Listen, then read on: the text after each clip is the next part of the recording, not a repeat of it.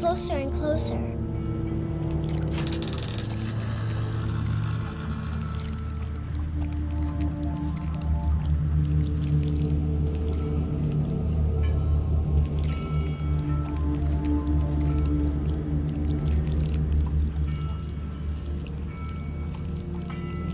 All my stomach started growling. And suddenly, I was me again. I held my breath for a long time, but I couldn't hear anything. I think it's waiting for me to fall asleep. But it's not going to wait much longer. It needs to feed, and we both know I will be delicious.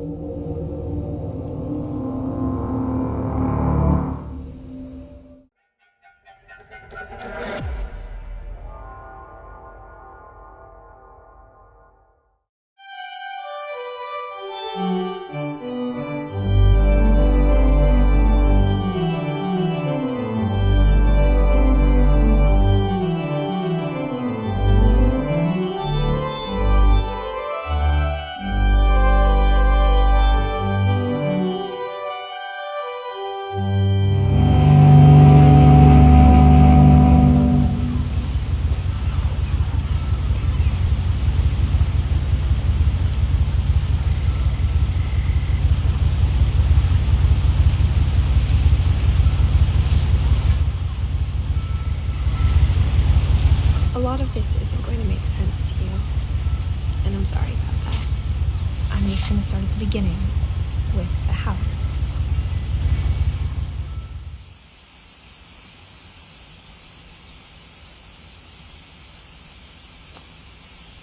Someone had put up a chain link fence, but it looked like I wasn't the first person to hop it.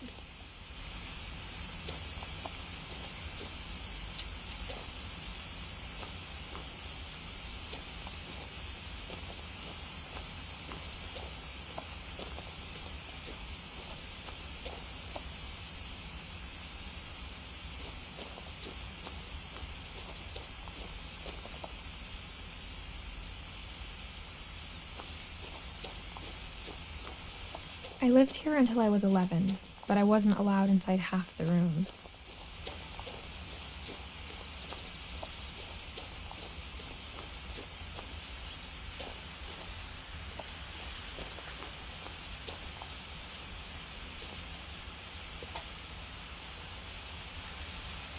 Inside the mailbox were bills from 7 years ago, marked urgent, open immediately.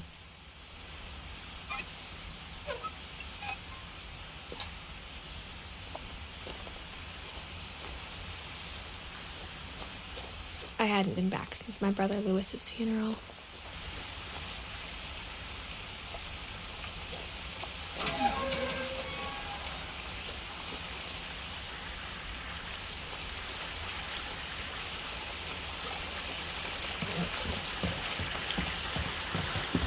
In her will, my mother left me a key, but didn't tell me what it unlocked.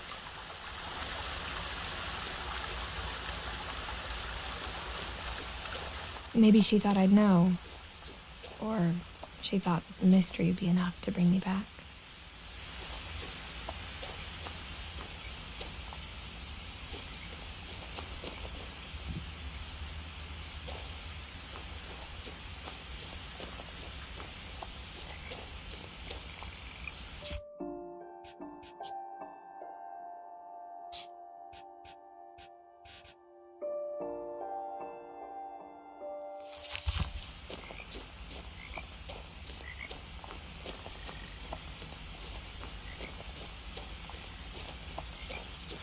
No one had driven this way in a long time, but I saw a few hoof prints.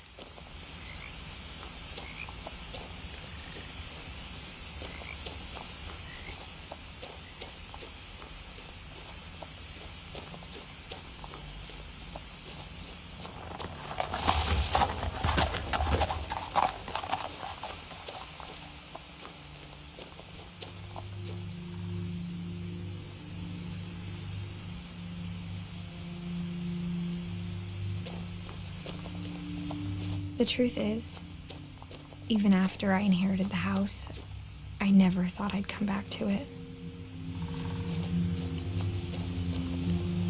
but now I had questions about my family that only the house knew the answers to.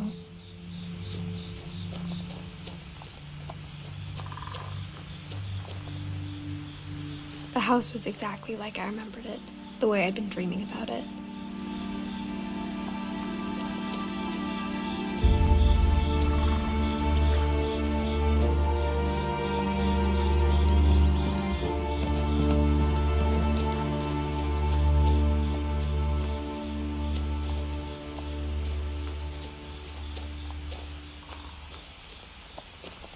As a child, the house made me uncomfortable in a way I couldn't put into words. Now, as a 17-year-old, I knew exactly what those words were. I was afraid of the house.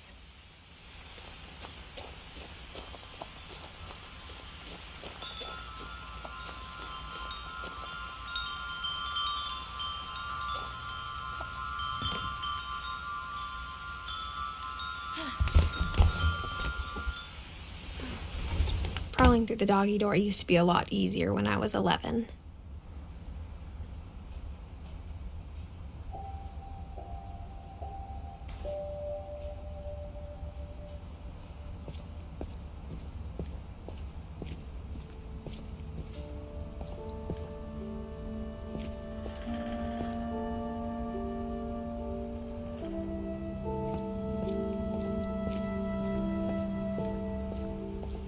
For the first time in years, I felt like I was home.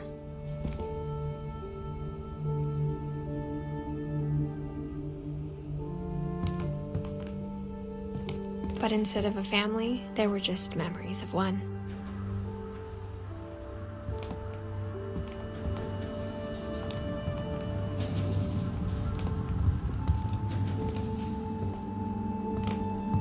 Like how after Lewis started working at the cannery, we all got sick of eating salmon, except our cat, Molly.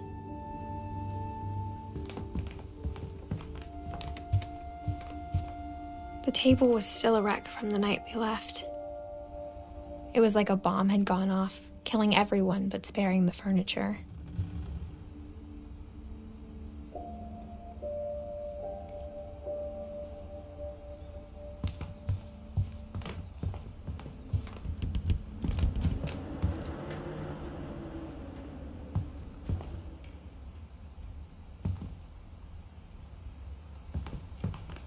My mom was the only one of us who could imagine Great-Grandma Edie living in a nursing home.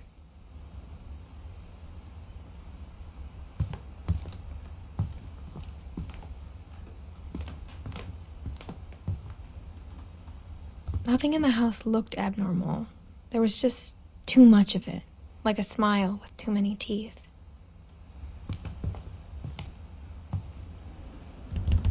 Even the fireplace had a story. Edie told me the bricks came from the original house, after it sank.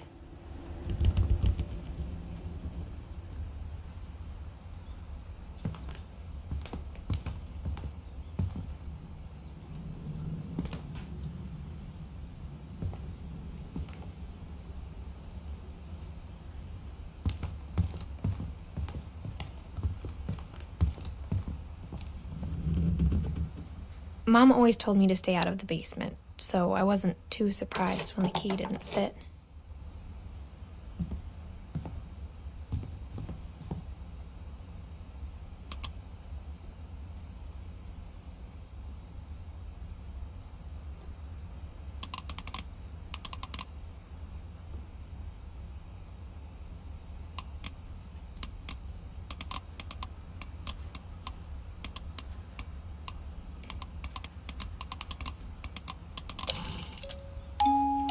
Great-Grandpa Sven built a music box for Barbara, along with the rest of the house.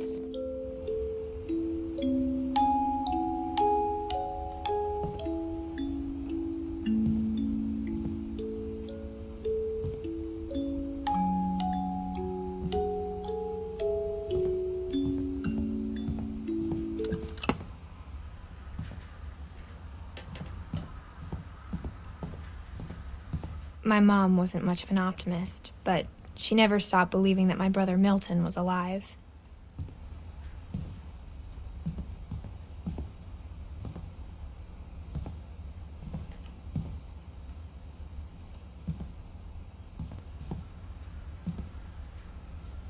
After Milton disappeared, Mom sealed up all the bedrooms. Then Edie retaliated and drilled peepholes.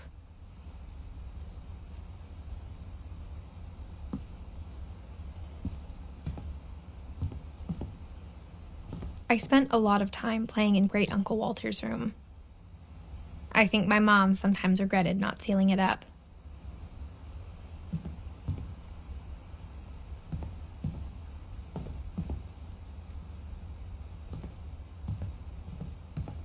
Lewis told me there were secret passages, but I never believed him.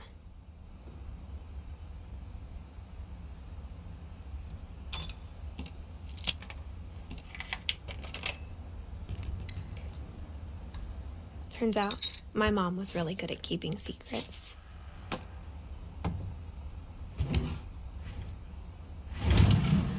Now it was time to find out what my mom had been afraid of.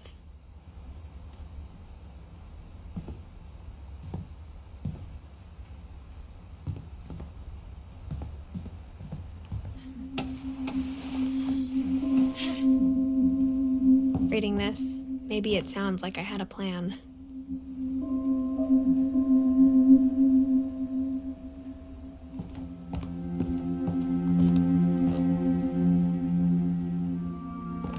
But I had no idea what was behind that door.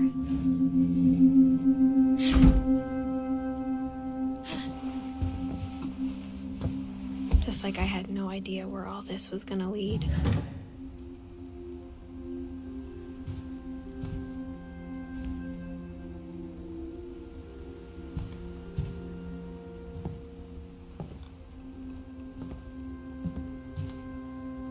I grew up looking at Molly's room through the peephole.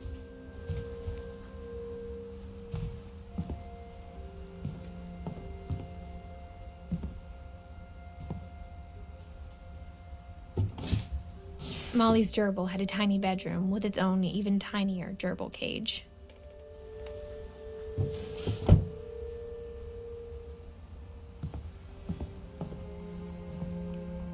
Being inside for the first time, I felt like I'd stepped behind a painting.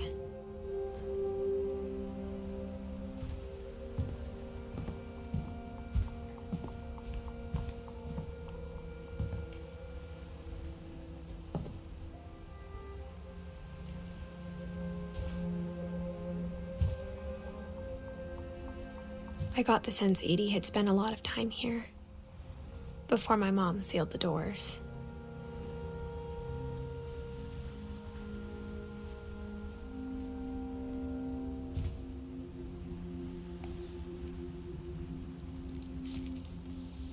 December 13th, 1947. Dear Diary, I'll be gone soon, but I wanted to tell somebody about what's gonna happen. It started when Mom sent me to bed without dinner. I woke up and I was starving, so I looked around for something to eat.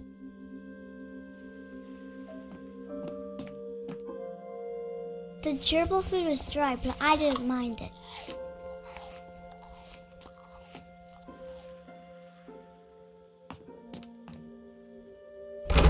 Mom, can I come out now? Sweetheart, it's late. Go to sleep.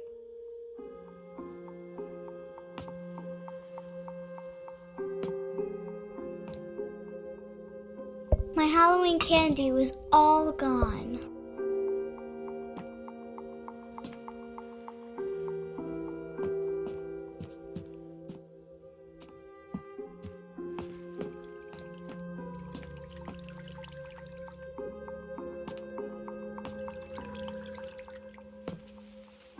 I thought about eating Christopher, but I held back.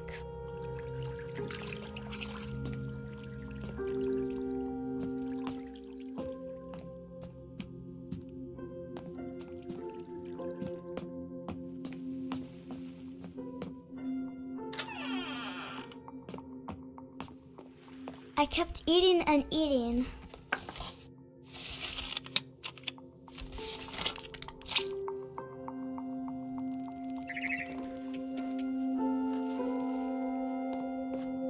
I ate a lot of things that night.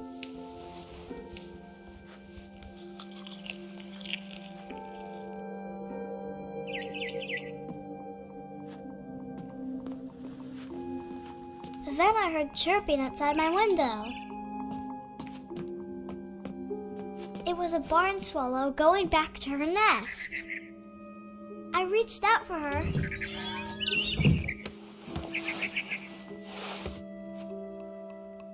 And suddenly, I was a cat.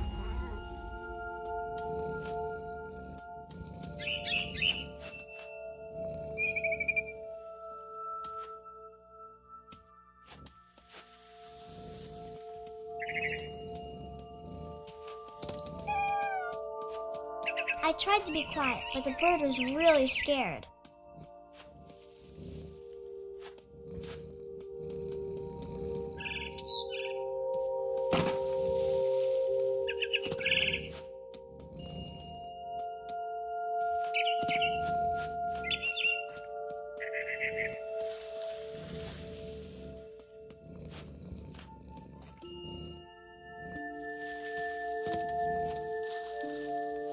Mom and Dad didn't even look at me.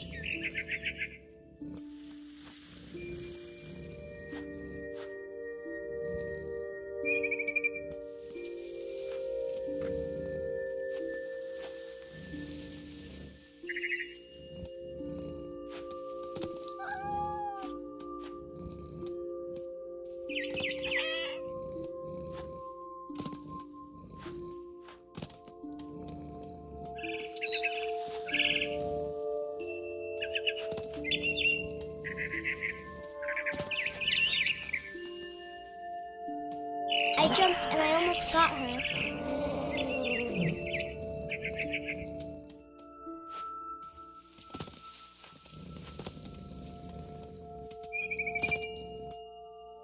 I could tell she was getting really tired.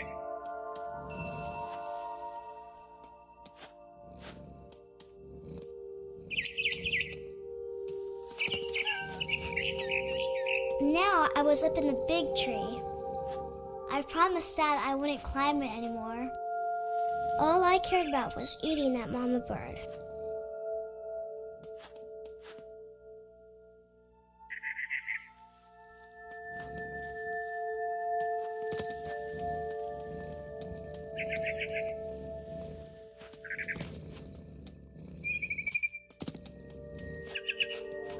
I gobbled her up. And suddenly, I was an owl. First, all I heard was the wind. Then I heard little teeth nibbling in the grass.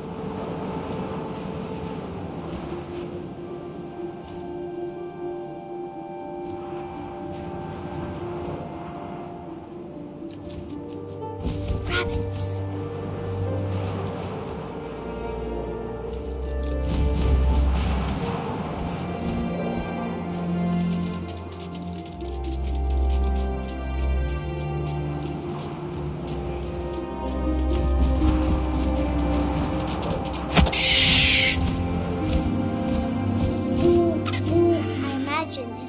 Looking up and seeing mine through my talons. I swallowed him up, and I didn't chew one bit. Then I flew off to find something bigger.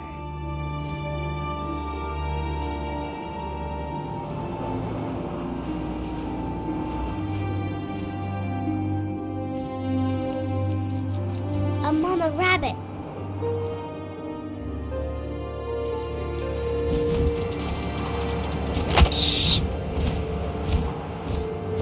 She was almost too big to carry. I started choking, but I couldn't stop eating. And suddenly, I was a shark.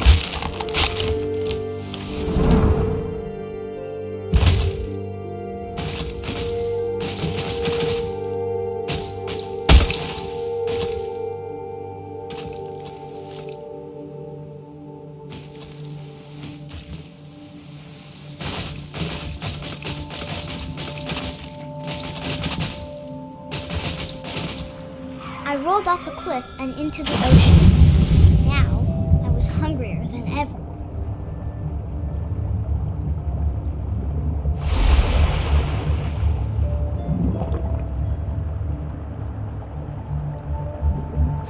I wanted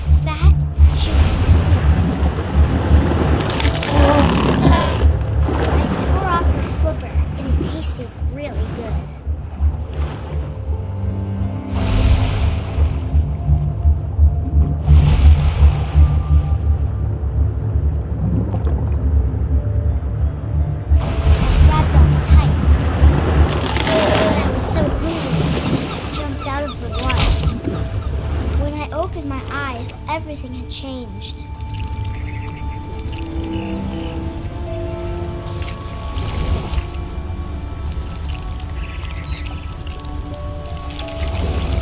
Now I was a monster, and I smelled people everywhere.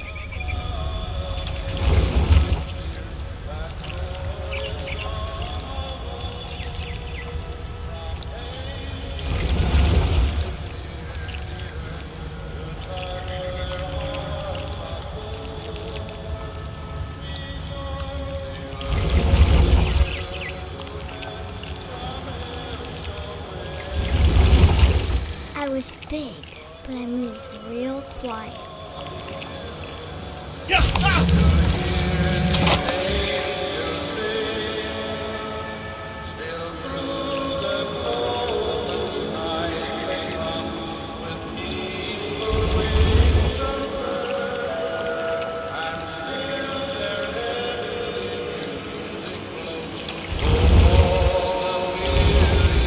I wanted to stop, but also I didn't.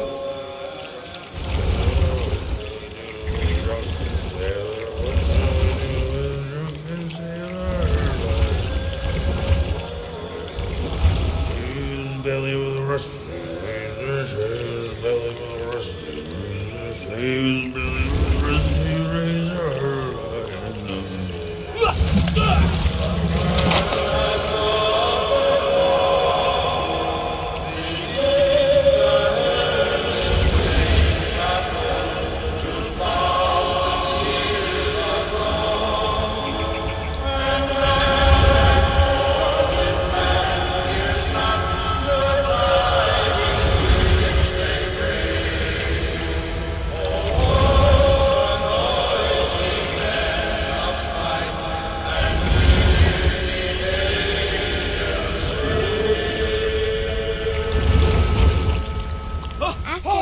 Passenger, I was still hungry. And to cross the water, I smelled something new. Something I had to have, so I swam towards it.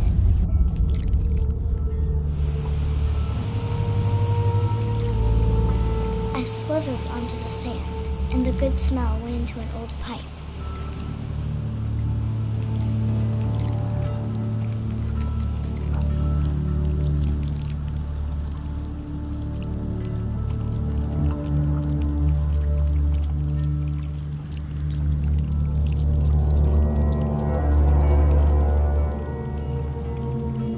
I got closer and closer.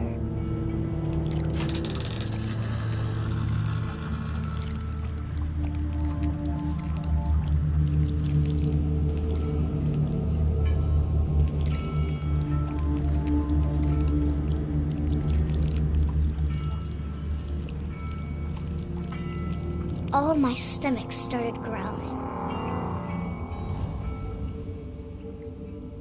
And suddenly, I was me again. I held my breath for a long time, but I couldn't hear anything. I think it's waiting for me to fall asleep. But it's not going to wait much longer. It needs to feed, and we both know I will be delicious.